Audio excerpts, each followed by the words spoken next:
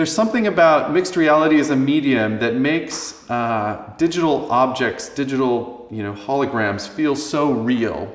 They feel like they're actually there in your physical space. I went around to different places and just sort of placed holograms in different locations. So I put a hologram in the sink, I put a hologram in the stove or in the microwave. I sort of realized how much all of this digital content actually added to my experience of the physical space. So much so that when it was the end of the day and I took the device off, the room felt sort of empty.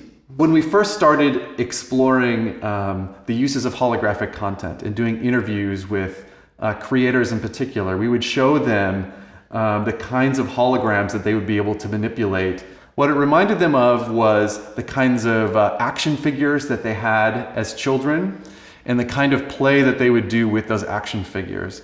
So there was something about being able to take a hologram and to be able to control it, place it where you want it to be, sort of make it the size that you want it to be, that just felt intuitively like play. Just sort of reminded creators of their childhood of playing with action figures or with toys. Experimenting with mixed reality, being able to place holograms in the real world is an inherently playful experience. One of the very interesting things, I think, is to sort of take a character that you might not have had any particular identification with, right? And to try and tell a story with that character.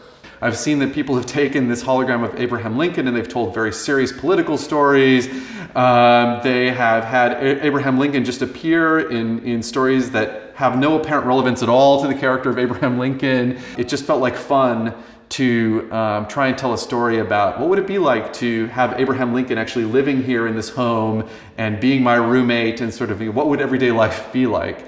So there's something, I think holographic characters lend themselves to reinterpretation and to sort of taking on new meaning depending on the context in which they're used.